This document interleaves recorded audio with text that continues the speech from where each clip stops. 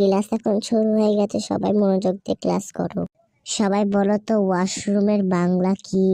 Madam madam এটা আমি পারবো, এটা হবে পায়খানা। না, ভুল হয়েছে। ওয়াশ মানে পরিষ্কার আর রুম মানে ঘর, অর্থাৎ অ্যান্সারটি হবে পরিষ্কার করার ঘর। হ্যাঁ, এবার সবাই চুপ করো।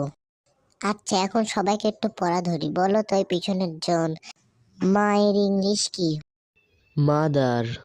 হ্যাঁ, উত্তরটি একদম ঠিক হয়েছে। এবার বলো বাবার ইংলিশ কি? ম্যাম এটির উত্তর হবে ফাদার। এবার সামনের জন বলো তো ভাইয়ের ইংলিশ কি? ম্যাম এটি হবে ব্রাদার। এবার একদম পেছনের জন বলো তো চাচার ইংলিশ কি? কিছুদিন আগে আমি শিখিয়েছি। ম্যাম চাদর।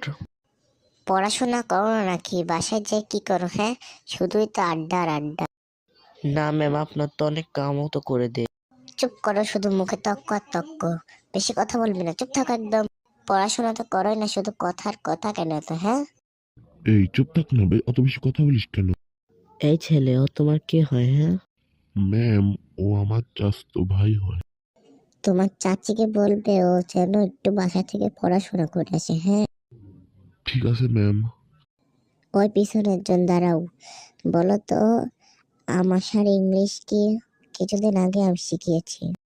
ম্যাম ম্যাঙ্গো কাম। আজকের মতো সবার ছুটি, এখনকার মতো বাই।